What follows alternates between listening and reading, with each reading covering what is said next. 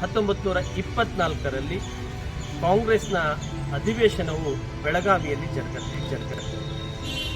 ಇತಿಹಾಸದಲ್ಲಿಯೇ ಗಾಂಧೀಜಿಯವರು ಕಾಂಗ್ರೆಸ್ನ ಅಧ್ಯಕ್ಷತೆಯನ್ನು ವಹಿಸಿಕೊಂಡಿರ್ತಕ್ಕಂಥದ್ದು ಕೇವಲ ಒಂದು ಸಾರಿ, ಅದು ಕರ್ನಾಟಕದ ಬೆಳಗಾವಿಯಲ್ಲಿ ಜರುಗಿರ್ತಕ್ಕಂತಹ ನೆಲದಲ್ಲಿ ಅಂತಕ್ಕಂಥದ್ದು ವಿಶೇಷವಾಗಿರುವಂಥದ್ದು.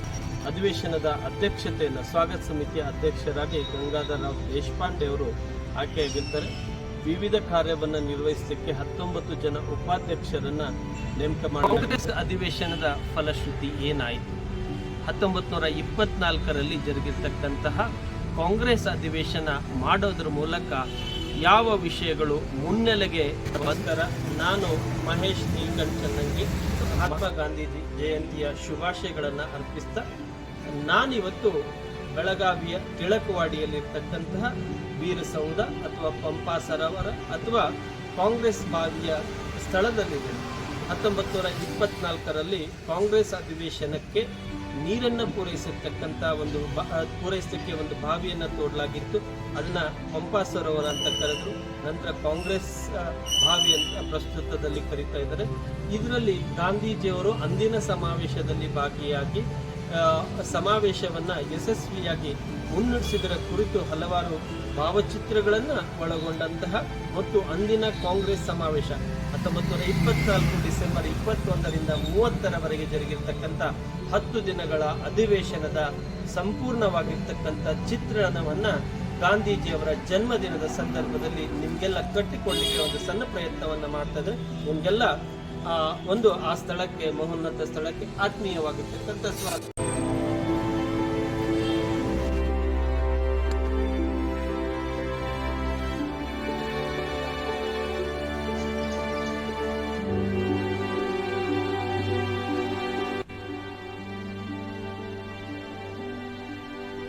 ಹದಿನೆಂಟುನೂರ 24ರಲ್ಲಿ ರಾಣಿ ಚೆನ್ನಮ್ಮಾಜಿ ಕೆಂಪು ಮೋತಿಯ ಫಿರಂಗಿಯ ಅಧಿಕಾರಿಗಳಾಗಿರುತ್ತ ಜಾನ್ ಥಾಕ್ರೆಯನ್ನು ಹೊಡೆದು ಹಾಕಿದ 100 ವರ್ಷಕ್ಕೆ ಬೆಳಗಾವಿ ಜಿಲ್ಲೆ ಮತ್ತೊಂದು ಐತಿಹಾಸಿಕ ಘಟನೆಗೆ ವೇದಿಕೆಯಾಗ್ತದೆ. 1924ರಲ್ಲಿ ಕಾಂಗ್ರೆಸ್ನ ಅಧಿವೇಶನವು ಬೆಳಗಾವಿಯಲ್ಲಿ ಜರುಗುತ್ತೆ. ಇತಿಹಾಸದಲ್ಲಿಯೇ ಗಾಂಧೀಜಿಯವರು ಕಾಂಗ್ರೆಸ್ನ ಅಧ್ಯಕ್ಷತೆಯನ್ನು ವಹಿಸಿಕೊಂಡಿರ್ತಕ್ಕಂಥದ್ದು ಕೇವಲ ಒಂದು ಸಾರಿ, ಅದು ಕರ್ನಾಟಕದ ಬೆಳಗಾವಿಯಲ್ಲಿ ಜರುಗಿರ್ತಕ್ಕಂತಹ ನೆಲದಲ್ಲಿ ಅಂತಕ್ಕಂಥದ್ದು ವಿಶೇಷವಾಗಿರುವಂಥದ್ದು. 1923ರಲ್ಲಿ ಆಂಧ್ರದ ಕಾಕಿನಾಡದಲ್ಲಿ ಜರುಗಿರ್ತಕ್ಕಂತಹ 38ನೆಯ ಕಾಂಗ್ರೆಸ್ ಅಧಿವೇಶನದಲ್ಲಿ ಮುಂದಿನ ಕಾಂಗ್ರೆಸ್ ಅಧಿವೇಶನವನ್ನು ಎಲ್ಲಿ ಮಾಡಬೇಕು ಅಂತಕ್ಕಂತಹ ಜಿಜ್ಞಾಸೆ ಬಂದಿರತಕ್ಕಂಥ ಸಂದರ್ಭದಲ್ಲಿ ಅಂದಿನ ಸಭೆಯಲ್ಲಿ ಭಾಗಿಯಾಗಿರ್ತಕ್ಕಂತಹ ಅಂದಿನ ಕನ್ನಡದ ನಾಯಕರುಗಳು ಕರ್ನಾಟಕದಲ್ಲಿ ಮಾಡಲಿಕ್ಕೆ ಅವಕಾಶವನ್ನು ಮಾಡಿಕೊಡ್ಬೇಕಂತೇಳಿ ಅಂದಿನ ರಾಷ್ಟ್ರೀಯ ನಾಯಕರಲ್ಲಿ ವಿನಂತಿಸ್ಕೊಳ್ತಾರೆ. ಹಾಗಾದರೆ ಕರ್ನಾಟಕದಲ್ಲಿ ಮಾಡೋದಾದರೆ ಎಲ್ಲಿ ಮಾಡಬೇಕು ಅಂತೇಳಿ ಚರ್ಚೆ ಬಂದಂಥ ಸಂದರ್ಭದಲ್ಲಿ ಗಂಗಾಧರರಾವ್ ದೇಶಪಾಂಡೆ ಅವರು ಬೆಳಗಾವಿಯಲ್ಲಿ, ಹನುಮಂತರಾವ್ ಕೌಚಿಲ್ಗಿ ಅವರು ಬಿಜಾಪುರದಲ್ಲಿ, ಕಾರ್ನಾಡ್ ಸದಾಶಿವರಾಯರು ಮಂಗಳೂರಿನಲ್ಲಿ ಮಾಡಬೇಕು ಅಂತೇಳಿ ತಮ್ಮ ವಾದವನ್ನು ಮಂಡಿಸ್ತಾರೆ. ಒಮ್ಮತಕ್ಕೆ ವಿಷಯ ಬರದೇ ಇದ್ದಂಥ ಸಂದರ್ಭದಲ್ಲಿ ಅಂದಿರ್ತಕ್ಕಂತಹ ಎಲ್ಲ ರಾಷ್ಟ್ರೀಯ ನಾಯಕರು ವಿಷಯವನ್ನ ಮತದಾನಕ್ಕೆ ಹಾಕ್ತಾರೆ. ಆ ಸಂದರ್ಭದಲ್ಲಿ ಮತದಾನದಲ್ಲಿ ಬೆಳಗಾವಿಯಲ್ಲಿ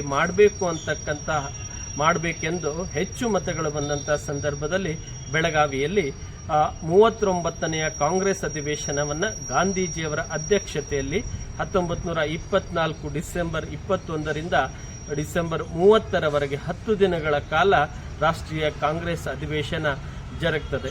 ನಾನು ಇವತ್ತಿದ್ದೀನಿ 1924ರ ಕಾಂಗ್ರೆಸ್ ಅಧಿವೇಶನಕ್ಕೆ ಜರುಗಿರ್ತಕ್ಕಂಥ ಸ್ಥಳದಲ್ಲಿ ನೀರಿನ ವ್ಯವಸ್ಥೆಯನ್ನು ಮಾಡಿಕೊಡ್ಲಿಕ್ಕೆ ಒಂದು ಬಾವಿಯನ್ನು ತೋಡಿರ್ತಾರೆ. ಆ ಬಾವಿಯನ್ನು ಪಂಪಾ ಸರೋವರ ಅಂತ ಇವತ್ತು ಕರೆದಿದ್ದಾರೆ. ಆ ಸರೋವರದ ನೆಲದಲ್ಲಿ ನಾನು ಇದ್ದೀನಿ ಅಂತಕ್ಕಂಥದ್ದು ನನ್ನ ಹೆಮ್ಮೆಯಾಗಿದೆ. 1924ರಲ್ಲಿ ಬೆಳಗಾವಿಯಲ್ಲಿ ಜರುಗಿರ್ತಕ್ಕಂತಹ ಕಾಂಗ್ರೆಸ್ ಅಧಿವೇಶನದ ಅಧ್ಯಕ್ಷತೆಯನ್ನು ಸ್ವಾಗತ ಸಮಿತಿಯ ಅಧ್ಯಕ್ಷರಾಗಿ ಗಂಗಾಧರರಾವ್ ದೇಶಪಾಂಡೆ ಅವರು ಆಯ್ಕೆಯಾಗಿರ್ತಾರೆ. ವಿವಿಧ ಕಾರ್ಯವನ್ನು ನಿರ್ವಹಿಸಲಿಕ್ಕೆ 19 ಜನ ಉಪಾಧ್ಯಕ್ಷರನ್ನು ನೇಮಕ ಮಾಡಲಾಗಿರ್ತದೆ. ಕಾಕಾ ಸಾಹೇಬ್ ಕಾಲೇಕರ್ ಅವರು ಸ್ವಚ್ಛತೆಯ ಜವಾಬ್ದಾರಿಯನ್ನು ತೆಗೆದುಕೊಂಡಿರ್ತಾರೆ. ದಾಖಲೆಗಳು ಹೇಳುವ ಪ್ರಕಾರ ಕಾಂಗ್ರೆಸ್ ಅಧಿವೇಶನದ ಯಶಸ್ಸಿನ ರೂವಾರಿಗಳಾಗಿ ಗಂಗಾಧರ ರಾವ್ ದೇಶಪಾಂಡೆ ಮತ್ತು ಹರ್ಡೇಕರ್ ಮಂಜಪ್ಪನವರು ಹೊರಹೊಮ್ಮುತ್ತಾರೆ ಅಂತಕ್ಕಂಥದ್ದು ಈ ಕಾರ್ಯಕ್ರಮದ ಅಥವಾ ಈ ಸಮಾವೇಶದ ವಿಶೇಷತೆಯಾಗಿರ್ತದೆ.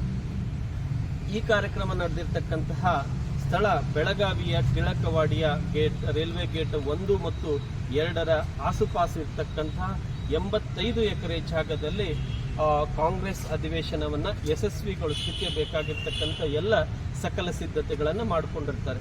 ಈ ಸಂದರ್ಭದಲ್ಲಿ ಸಮಾವೇಶಕ್ಕೆ ಬಂದಿರತಕ್ಕಂತಹ ಜನರಿಗೆ ನೀರನ್ನು ಪೂರೈಸಲಿಕ್ಕೆ ಇಲ್ಲಿ ಒಂದು ಕೊಳವೆಯನ್ನು ತೋಡ್ತಿರ್ತಾರೆ. ಆ ಸಂದರ್ಭದಲ್ಲಿ ಕೊಳವೆಯನ್ನು ತೋಡ್ತಕ್ಕಂಥ ಸಂದರ್ಭದಲ್ಲಿ ಸುಮಾರು 12 ವರ್ಷದ ಹರಪನಹಳ್ಳಿ ಅಂತಕ್ಕಂಥ ಒಬ್ಬ ಯುವಕ ಆ ಬಾವಿಗೆ ಬಿದ್ದು ಸಾವನ್ನಪ್ತಾರೆ. ಈ ಸಂದರ್ಭದಲ್ಲಿ ಇದು ಅಪಶಕನ, ಈ ಬಾವಿಯನ್ನು ಮುಚ್ಚಬೇಕು ಅಂತೇಳಿ ಒಂದು ಚರ್ಚೆ ಬಂದಂಥ ಸಂದರ್ಭದಲ್ಲಿ ಆಯೋಜಕರು ಅದನ್ನು ಧಿಕ್ಕರಿಸಿ ಮುಂದುವರಿತಾರೆ. ಈ ಸಂದರ್ಭದಲ್ಲಿಯೇ ಇದರ ಪಕ್ಕದಲ್ಲಿಯೇ ಬ್ರಿಟಿಷ್ ಇಂಡಿಯಾ ಮಿಲಿಟರಿಯ ಕ್ಯಾಂಪ್ಗಳು ಇರ್ತವೆ. ಇಲ್ಲಿ ಕಾಂಗ್ರೆಸ್ ನಾಯಕರು ಬಾವಿಯನ್ನು ತೋಡೋದ್ರಿಂದ ನಿಮ್ಮ ಬಾವಿಯಲ್ಲಿ ನೀರಿನ ಬಾವಿ ನಮ್ಮ ಈ ಭಾಗದ ಅಂತರ್ಜಲವನ್ನು ಸೆಳೆದರೆ ನಮಗೆ ನೀರಿನ ತೊಂದರೆ ಆಗ್ತದೆ, ಮುಚ್ಚಬೇಕು ಅಂತೇಳಿ ಬ್ರಿಟಿಷ್ ಮಿಲಿಟರಿ ಅಧಿಕಾರಿಗಳು ತಕರಾರು ತೆಗೆದಿರ್ತಕ್ಕಂಥ ಸಂದರ್ಭದಲ್ಲಿ ಸಮಾವೇಶ ಮುಗಿಯುವವರೆಗೂ ಇದನ್ನು ತಾತ್ಕಾಲಿಕವಾಗಿ ನಾವು ಉಪಯೋಗಿಸ್ಕೊಳ್ತೇವೆ, ನಂತರದಲ್ಲಿ ಮುಚ್ತೀವಿ ಅಂತಕ್ಕಂತಹ ಮಾತನ್ನು ಈ ಸಂದರ್ಭದಲ್ಲಿ ಹೇಳ್ತಾರೆ. ನಾನೀಗ ನಿಂತಿರ್ತಕ್ಕಂಥದ್ದು ಆ ಐತಿಹಾಸಿಕ ಸಮಾವೇಶಕ್ಕೆ ನೀರನ್ನು ಪೂರೈಸಿರ್ತಕ್ಕಂತಹ ಬಾವಿಯ ಪಕ್ಕದಲ್ಲಿಯೇ ನಾನು ನಿಂತಿದ್ದೇನೆ. ಅಂದು ಇದನ್ನು ಪಂಪಾ ಸರೋವರ ಅಂತ ಕರೀತಾ ಇದ್ರು. ನಂತರದಲ್ಲಿ ಇದನ್ನು ಇವತ್ತಿನ ದಿನಗಳಲ್ಲಿ ಕಾಂಗ್ರೆಸ್ ಬಾವಿ ಅಂತ ಕರೀತಕ್ಕಂಥದ್ದು ಇದೆ. ಇದನ್ನು ತೋಡಲಿಕ್ಕೆ 4,370 ರೂಪಾಯಿಗಳ ಖರ್ಚನ್ನು ಆಗಿನ ಸಂದರ್ಭದಲ್ಲಿ ಮಾಡಿರ್ತಕ್ಕಂಥದ್ದು ನಮಗೆ ಇತಿಹಾಸ ಹೇಳ್ಕೊಡ್ತದೆ. ಇನ್ನು ಈ ಕಾಂಗ್ರೆಸ್ ಸಮಾವೇಶವನ್ನು ಅಥವಾ ಅಧಿವೇಶನವನ್ನು ಯಶಸ್ವಿಗೊಳಿಸ್ತಕ್ಕಂತಹ ಒಂದು ಸ್ಥಳಕ್ಕೆ ವಿಜಯನಗರ ಅಂತ ಹೆಸರಿಡ್ತಾರೆ. ಅದಕ್ಕೆ ಯಾಕೆ ವಿಜಯನಗರ ಅಂತ ಹೆಸರಿಡ್ತಾರೆ ಅಂದರೆ ವಿಜಯನಗರ ಸಾಮ್ರಾಜ್ಯದ ವೈಭವವನ್ನು ಮತ್ತೆ ಈ ಸಮಾವೇಶದ ಮೂಲಕ ಮರುಕಳಿಸಬೇಕು ಅಂತಕ್ಕಂಥದ್ದು ಆಯೋಜಕರ ಆಶಯ ಆಗಿತ್ತು. ಅದರ ಜೊತೆಗೆ ಆ ಕಾಂಗ್ರೆಸ್ ಅಧಿವೇಶನಕ್ಕೆ ಬರ್ತಕ್ಕಂತಹ ಜನರನ್ನು ಸ್ವಾಗತಿಸಲಿಕ್ಕೆ ಒಂದು ಸ್ವಾಗತ ಕಮಾನನ್ನು ಮಾಡುತ್ತಾರೆ. ಆ ಸ್ವಾಗತ ಕಮಾನು ಯಾವ ರೀತಿ ಇರ್ತದೆ ಅಂತಂದರೆ ವಿಜಯನಗರದ ಹಂಪಿಯ ವಿರೂಪಾಕ್ಷ ದೇವಸ್ಥಾನದ ಗೋಪುರದ ಶೈಲಿಯಲ್ಲಿಯೇ ಇದರ ಸ್ವಾಗತ ಕಮಾನನ್ನು ನಿರ್ಮಾಣ ಮಾಡಿರ್ತಕ್ಕಂಥದ್ದು ವಿಶೇಷವಾಗಿತ್ತು. ಅಂದರೆ 1924ರ ಕಾಂಗ್ರೆಸ್ ಅಧಿವೇಶನಕ್ಕೆ ಈ ಮೂಲಕ ಇತಿಹಾಸದ ಸ್ಪರ್ಶ ಕೊಡ್ತಕ್ಕಂಥ ಕೆಲಸವನ್ನು ಅಂದಿನ ನಾಯಕರು ಮಾಡಿದ್ದನ್ನು ನಾವಿಲ್ಲಿ ಸ್ಮರಿಸ್ಕೊಳ್ಬಹುದು. ನಾನೀಗ ನಿಂತಿದ್ದೀನಿ ಈ ಕಾಂಗ್ರೆಸ್ ಬಾವಿ ಅಥವಾ ಪಂಪಾ ಸರೋವರ 50x40 ಅಳತೆಯಲ್ಲಿ ಇದನ್ನು ನಿರ್ಮಾಣ ಮಾಡತಕ್ಕಂಥದ್ದು. ಇತ್ತೀಚಿನ ದಿನಗಳಲ್ಲಿ ಕಾಂಗ್ರೆಸ್ ಬಾವಿಯನ್ನು ಇದನ್ನು ವೀರಸೌಧ ಅಂತ ಕರೀತಾ ಇದೆ. ಅಷ್ಟೇ ಅಲ್ಲದೆ ಇದನ್ನೊಂದು ರಾಷ್ಟ್ರೀಯ ಸ್ಮಾರಕವನ್ನಾಗಿ ಸರ್ಕಾರ ಘೋಷಣೆ ಮಾಡಿ ಅತ್ಯಂತ ವ್ಯವಸ್ಥಿತವಾಗಿ ಸಂರಕ್ಷಿಸ್ತಕ್ಕಂಥ ಕೆಲಸವನ್ನು ಮಾಡಿದೆ.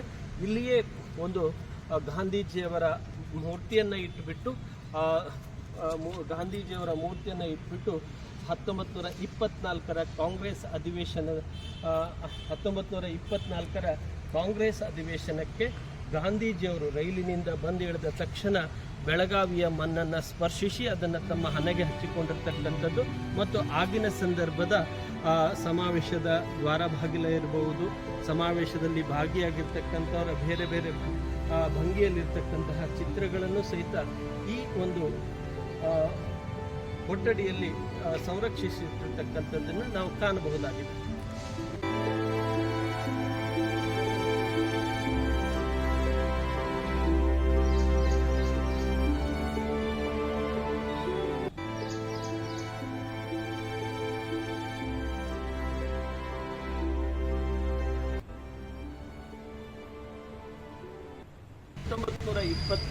ಡಿಸೆಂಬರ್ 21ನೇ ತಾರೀಕಿನಿಂದ 3 ದಿನಗಳ ಕಾಲ ಕನ್ನಡ ವಿಷಯಕ್ಕೆ ಸಂಬಂಧಪಟ್ಟಂತಹ ವಿಚಾರಗೋಷ್ಠಿಗಳು ಇಲ್ಲಿ ಪ್ರಾರಂಭವಾಗ್ತವೆ. ಈ ಸಮಾವೇಶದ ಅಥವಾ ಅಧಿವೇಶನದ ಪ್ರಾರಂಭ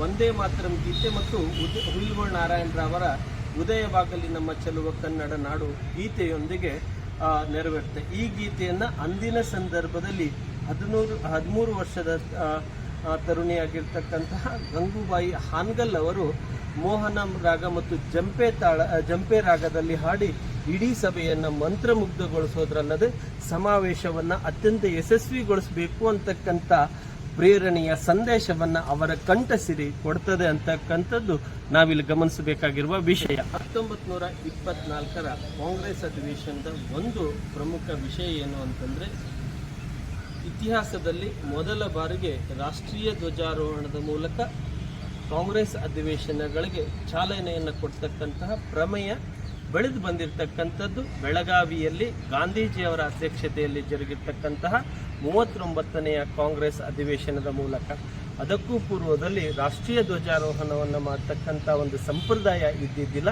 ಹೊಸದೊಂದು ಸಂಪ್ರದಾಯಕ್ಕೆ ಚಾಲನೆಯನ್ನು ನೀಡಿರ್ತಕ್ಕಂಥದ್ದು 1924ರ ಬೆಳಗಾವಿ ಕಾಂಗ್ರೆಸ್ ಅಧಿವೇಶನ ಅಂತಕ್ಕಂಥದ್ದು ವಿಶೇಷವಾಗಿದೆ. ಕಾಂಗ್ರೆಸ್ ಅಧಿವೇಶನದಲ್ಲಿ ಮುಖ್ಯವಾಗಿ 6 ಠರಾವುಗಳನ್ನು ನಿರ್ಧರಿಸ್ತಾರೆ. ಅದರಲ್ಲಿ ಪ್ರಮುಖವಾಗಿರ್ತಕ್ಕಂಥದ್ದು ಮತ್ತು ಮೊದಲನೇ ಯಾವುದು ಅಂತಂದರೆ, ಕಾಂಗ್ರೆಸ್ ಅನ್ನು ಸೇರಿರ್ತಕ್ಕಂಥ ಕಾಂಗ್ರೆಸ್ ಸಂಸ್ಥೆಯ ಸದಸ್ಯರಲ್ಲೂ ಪ್ರತಿ ತಿಂಗಳು 6,000 ಮೀಟರ್ ನೂಲನ್ನು ನೂಲಬೇಕು ಮತ್ತು ಕಡ್ಡಾಯವಾಗಿ ಖಾದಿ ಬಟ್ಟೆ ತೊಡಬೇಕು ಅಂತಕ್ಕಂತಹ ನಿರ್ಧಾರವನ್ನು ಅಥವಾ ಠರಾವನ್ನು 1924ರ ಕಾಂಗ್ರೆಸ್ ಅಧಿವೇಶನದಲ್ಲಿ ಜರುಗಿಸ್ತಾರೆ. ಈ ಸಂದರ್ಭದಲ್ಲಿ ಖಾದಿಗೆ ಆದ್ಯತೆ ಮಹಾತ್ಮ ಗಾಂಧೀಜಿಯವರು ನೀಡಿರ್ತಕ್ಕಂಥ ಆದ್ಯತೆಯನ್ನು ಅದು ಎತ್ತಿ ತೋರಿಸ್ತದೆ ಅಂತಕ್ಕಂಥ ಮಾತನ್ನು ಇಲ್ಲಿ ಹೇಳಬಹುದಾಗಿದೆ. 1924 ಡಿಸೆಂಬರ್ 21ರಿಂದ 30ರವರೆಗೆ 10 ದಿನಗಳ ಕಾಲ ನಡೆಯತಕ್ಕಂಥ ಕಾಂಗ್ರೆಸ್ ಅಧಿವೇಶನದಲ್ಲಿ ಬೇರೆ ಬೇರೆ ವಿಷಯ, ಬೇರೆ ಬೇರೆ ಭಾಷೆಗೆ ಸಂಬಂಧಪಟ್ಟಿರ್ತಕ್ಕಂತಹ ಸಾಮಾಜಿಕ ವಿಷಯಗಳಿಗೆ ಸಂಬಂಧಪಟ್ಟಿರ್ತಕ್ಕಂತಹ ಗೋಷ್ಠಿಗಳು ನಡೀತವೆ. ಅದರಲ್ಲಿ ಡಿಸೆಂಬರ್ 21ರಿಂದ 23ರವರೆಗೆ ಕನ್ನಡ ವಿಷಯಕ್ಕೆ ಸಂಬಂಧಪಟ್ಟಂತೆ ಕನ್ನಡ, ನಾಡು, ನುಡಿ, ಭಾಷೆಗೆ ಸಂಬಂಧಪಟ್ಟಿರ್ತಕ್ಕಂತಹ ಸುದೀರ್ಘವಾಗಿರ್ತಕ್ಕಂತಹ 3 ದಿನಗಳ ಕಾಲದ ಚರ್ಚೆಗಳು ಗಾಂಧೀಜಿಯವರ ಅಧ್ಯಕ್ಷತೆಯಲ್ಲಿ ಜರುಗ್ತವೆ. ಈ ಸಂದರ್ಭದಲ್ಲಿಯೇ ಕನ್ನಡ ಏಕೀಕರಣ ಸಂಸ್ಥೆ ಪ್ರಾರಂಭವಾಗ್ತದೆ. ಅದರ ಮೊದಲ ಅಧ್ಯಕ್ಷರಾಗಿ ಅಂದಿನ ಸಾಮಾಜಿಕ ಹೋರಾಟದ ಹರಿಕಾರರಾಗಿರ್ತಕ್ಕಂತಹ ಮತ್ತು ಕಾನೂನು ತಜ್ಞರಾಗಿರ್ತಕ್ಕಂತಹ ಸರ್ ಸಿದ್ದಪ್ಪ ಕಂಬಳಿಯವರು ಅಧ್ಯಕ್ಷರಾಗಿ ಆಯ್ಕೆಯಾಗಿರ್ತಕ್ಕಂಥದ್ದು 1924ರ ಕಾಂಗ್ರೆಸ್ ಅಧಿವೇಶನದ ವಿಶೇಷತೆ. ಕಾಂಗ್ರೆಸ್ ಅಧಿವೇಶನ ಕನ್ನಡ, ನಾಡು, ನುಡಿ ಹೋರಾಟಕ್ಕೆ ಒಂದು ಮುನ್ನುಡಿಯನ್ನು, ವೇದಿಕೆಯನ್ನು ಕಟ್ಟಿಕೊಟ್ಟಿರ್ತಕ್ಕಂಥ ಗಳಿಗೆಯಾಗಿದೆ ಅಂತಕ್ಕಂಥದ್ದು ನಾವೆಲ್ಲ ಕನ್ನಡಿಗರಾಗಿರ್ತಕ್ಕಂಥವರು ಸ್ಮರಿಸಬೇಕಾಗಿರ್ತಕ್ಕಂತಹ ವಿಷಯ. 1924 ಡಿಸೆಂಬರ್ 24ರಿಂದ 26ರವರೆಗೆ ಖಿಲಾಫತ್ ಸಮ್ಮೇಳನ ಜರುಗುತ್ತೆ. ಇದರಲ್ಲಿ ಹಿಂದೂ ಮುಸ್ಲಿಂ ಐಕ್ಯತೆಯ ಕುರಿತು ಸುದೀರ್ಘವಾಗಿರುವ ಚರ್ಚೆಗಳು ನಡೀತವೆ. ಡಿಸೆಂಬರ್ 27ರಂದು ಹಿಂದೂ ಮಹಾಸಭಾ ಅಧಿವೇಶನ ಜರುಗುತ್ತೆ. 28ರಂದು ಬ್ರಾಹ್ಮಣೇತರ ಸಮ್ಮೇಳನ ಜರುಗುತ್ತೆ. ಡಿಸೆಂಬರ್ 29 ಮತ್ತು 30ರಂದು ಸಾಮಾಜಿಕ ನ್ಯಾಯದ ಕುರಿತು ಸಮಾವೇಶಗಳು ಜರುಗ್ತವೆ.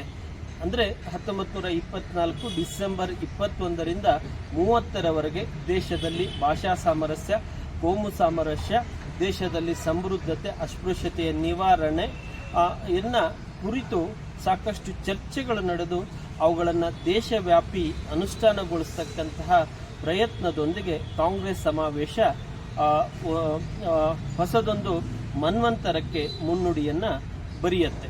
ಏಕಕಾಲಕ್ಕೆ 4,000 ಜನ ಕುಳಿತು ಊಟವನ್ನು ಮಾಡಲಿಕ್ಕೆ ಬೇಕಾಗುವಂಥ ವ್ಯವಸ್ಥೆಯನ್ನು ಮಾಡಲಾಗಿತ್ತು ಮತ್ತು ಸಮಾವೇಶದಲ್ಲಿ ಭಾಗಿಯಾಗಿರ್ತಕ್ಕಂಥವರಿಗೆ ಉಂಡಷ್ಟು ತುಪ್ಪ ಮತ್ತು ಶ್ರೀಖಂಡವನ್ನು ಉಣಬಡಿಸುವ ವ್ಯವಸ್ಥೆಯನ್ನು ಇಲ್ಲಿ ಮಾಡಿರತಕ್ಕಂಥದ್ದನ್ನು ಗಮನಿಸಿದರೆ ಸಮಾವೇಶಕ್ಕೆ ಯಾವುದೇ ರೀತಿಯಾಗಿರುವ ಹಣಕಾಸಿನ ಮತ್ಯಾವುದೇ ರೀತಿಯ ಕೊರತೆಗಳು ಆಗದ ಹಾಗೆ ಆಯೋಜಕರು ಇದನ್ನು ನೋಡಿಕೊಂಡಿದ್ರು ಅಂತಕ್ಕಂಥದ್ದು ನಮಗೆ ಇಲ್ಲಿ ತಿಳಿದು ಬರ್ತದೆ. ಕಾಂಗ್ರೆಸ್ ಅಧಿವೇಶನ 1924ರಲ್ಲಿ ಜರುಗಿರ್ತಕ್ಕಂಥ ಕಾಂಗ್ರೆಸ್ ಅಧಿವೇಶನದ ಖರ್ಚು ವೆಚ್ಚವನ್ನು ಗಮನಿಸೋದಾದರೆ 2,20,829 ರೂಪಾಯಿಗಳನ್ನು 29 ರೂಪಾಯಿ 6 ಆನೆ 5 ಪೈಸೆಗಳು ಖರ್ಚಾಗತ್ತೆ.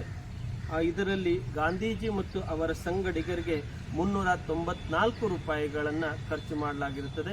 ಈ ಸಮಾವೇಶವನ್ನು ಅತ್ಯಂತ ಯಶಸ್ವಿಗೊಳಿಸಿದ ನಂತರದಲ್ಲಿ 30,000 ರೂಪಾಯಿಗಳ ಹಣ ಉಳಿದಿರುತ್ತೆ.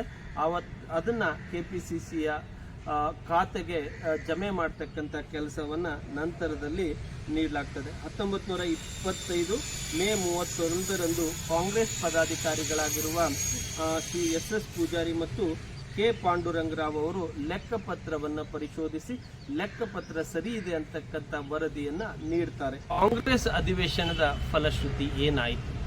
1924ರಲ್ಲಿ ಜರುಗಿರ್ತಕ್ಕಂತಹ ಕಾಂಗ್ರೆಸ್ ಅಧಿವೇಶನ ಮಾಡೋದ್ರ ಮೂಲಕ ಯಾವ ವಿಷಯಗಳು ಮುನ್ನೆಲೆಗೆ ಬಂದವು ಅಂತಕ್ಕಂಥದ್ದನ್ನು ಇಲ್ಲಿ ಗಮನಿಸಿದರೆ, ವಿಶೇಷವಾಗಿ ಮುಂಬೈ ಪ್ರೆಸಿಡೆನ್ಸಿಯಲ್ಲಿ ಬಡವರ ಮನೆಯ ಮಗಳಂತಿತ್ತು. ಅಂತಂದರೆ ಇಲ್ಲಿಯವರೆಗೆ ಕಾಂಗ್ರೆಸ್ ಪಕ್ಷ ಒಂದು ರಾಜಕೀಯ ಪಕ್ಷವಾಗಿ ಕಾರ್ಯವನ್ನು ನಿರ್ವಹಿಸ್ತಾ ಇತ್ತು. ಆದರೆ 10 ದಿನಗಳ ಕಾಲ ಬೆಳಗಾವಿಯಲ್ಲಿ ಜರುಗಿರ್ತಕ್ಕಂತಹ ಅಧಿವೇಶನದಲ್ಲಿ ಬೇರೆ ಬೇರೆ ಕೋಮುಗಳ ಮಧ್ಯೆ ಸೌಹಾರ್ದತೆಯನ್ನು ಮೂಡಿಸ್ತಕ್ಕಂಥದ್ದು, ಅಸ್ಪೃಶ್ಯತೆ ನಿವಾರಣೆ, ಭಾಷಾ ಸೌಹಾರ್ದತೆ ಮುಂತಾದ ಅವುಗಳಿಗೆ ಆದ್ಯತೆಯನ್ನು ಕೊಟ್ಟಿರೋ ಕಾರಣಕ್ಕಾಗಿ ಕಾಂಗ್ರೆಸ್ ಪಕ್ಷ ರಾಜಕೀಯ ಚಟುವಟಿಕೆಯಿಂದ ಸಾಮಾಜಿಕ ಚಟುವಟಿಕೆಯತ್ತ ಹೊರಡಿರ್ತಕ್ಕಂಥದ್ದು ಬಹಳಷ್ಟು ಗಮನವಾಗಿರ್ತಕ್ಕಂಥದ್ದು. ಅಷ್ಟೇ ಅಲ್ಲದೆ NS ಹರ್ಡೇಕರ್ ಅವರು ಸ್ಥಾಪನೆ ಮಾಡಿರ್ತಕ್ಕಂಥ ಸೇವಾದಳ ಸಂಘಟನೆ ಕಾಂಗ್ರೆಸ್ ಅಧಿವೇಶನವನ್ನು ಯಶಸ್ವಿಗೊಳಿಸೋದ್ರಲ್ಲಿ ಎಲ್ಲರ ಚಿತ್ತವನ್ನು ತನ್ನತ್ತ ಸೆಳೆಯೋದ್ರಲ್ಲಿ ಯಶಸ್ಸನ್ನು ಕಾಣ್ತದೆ. ಅದರ ಜೊತೆಗೆ ಹರ್ಡೇಕರ್ ಮಂಜಪ್ಪನವರು ಸ್ಥಾಪನೆ ಮಾಡಿರ್ತಕ್ಕಂತಹ ಬಸವೇಶ್ವರ ಸೇವಾದಳ 1924ರ ಕಾಂಗ್ರೆಸ್ ಅಧಿವೇಶನದ ಯಶಸ್ವಿಗೆ ಟೊಂಕ ಕಟ್ಟಿ ಶ್ರಮಿಸಿ ದುಡಿದು ಯಶಸ್ಸನ್ನು ಗಳಿಸೋದ್ರ ಮೂಲಕ ನಾಡು ನುಡಿಯ ಸೇವೆ ಮಾಡಲಿಕ್ಕೆ ಸಿದ್ಧನಿದ್ದೇನೆ ಆ ಸಂಘಟನೆ ಅಥವಾ ಬಸವೇಶ್ವರ ಸೇವಾದಳ ಸಿದ್ಧವಿದೆ ಸಂದೇಶ ಅಂತಕ್ಕಂಥ ಸಂದೇಶವನ್ನು ನಾಡಿಗೆ ಕೊಡ್ತದೆ. ಇನ್ನು ಅಷ್ಟೇ ಅಲ್ಲದೆ ಇದೇ ಸಂದರ್ಭದಲ್ಲಿ ಸರ್ದಾರ್ ವೀರನಗೌಡ ಪಾಟೀಲ್ರವರು ಶೋಷಿತ ವರ್ಗದ ವಿದ್ಯಾರ್ಥಿಗಳಿಗಾಗಿ ಒಂದು ಬೋರ್ಡಿಂಗ್ ಅನ್ನು ನಡೆಸ್ತಿರ್ತಾರೆ. ಅವರು ಗಾಂಧೀಜಿ ಅವರನ್ನು ಕಂಡು ನಾನು ಸಹಿತ ರಾಜಕೀಯಕ್ಕೆ ಬರಬೇಕಂತ ಇದ್ದೀನಿ, ಮಾರ್ಗದರ್ಶನ ಮಾಡಿ ಅಂತೇಳಿ ವೀರನಗೌಡ ಪಾಟೀಲ್ ಅವರು ಕೇಳ್ಕೊಂಡಿರ್ತಕ್ಕಂಥ ಸಂದರ್ಭದಲ್ಲಿ ಮಹಾತ್ಮ ಗಾಂಧೀಜಿಯವರು ನೀವು ಮಾಡ್ತಕ್ಕಂಥ ಕೆಲಸ ದೇಶ ಸೇವೆಯೇ ಆಗಿದೆ, ಅದನ್ನು ಮುಂದುವರಿಸಿ ಮತ್ತಷ್ಟು ಮಹೋನ್ನತವಾಗಿ ಕಾರ್ಯವನ್ನು ನಿರ್ವಹಿಸಿ ಅಂತೇಳಿ ಸರ್ದಾರ್ ವೀರನಗೌಡ ಪಾಟೀಲ್ ಅವರಿಗೆ ಹಾರೈಸ್ತಾರೆ. ಸರ್ದಾರ್ ವೀರನಗೌಡ ಪಾಟೀಲ್ ಅವರು KLEಯ ಸಪ್ತರ್ಷಿಗಳಲ್ಲಿ ಒಬ್ಬರು ಅಂತಕ್ಕಂಥದ್ದನ್ನು, ಅದರ ಜೊತೆಗೆ ಅಂಬೇಡ್ಕರ್ ಅವರ ವಿಚಾರಧಾರೆಗಳನ್ನು ತಮ್ಮ ಜೀವನದಲ್ಲಿ ವ್ಯವಸ್ಥಿತವಾಗಿ ಅಳವಡಿಸಿಕೊಂಡಿರ್ತಕ್ಕಂಥ ವ್ಯಕ್ತಿ ಅನ್ನೋದು ಅಂತಕ್ಕಂಥದ್ದನ್ನು ನಾವಿಲ್ಲಿ ಗಮನಿಸಬಹುದು. ಇದಿಷ್ಟರ ವಿಷಯಗಳೊಂದಿಗೆ ಕಾಂಗ್ರೆಸ್ ಅಧಿವೇಶನ 1924 ಡಿಸೆಂಬರ್ 30ರಂದು ಪರಿಸಮಾಪ್ತಿಗೊಳ್ಳುತ್ತೆ.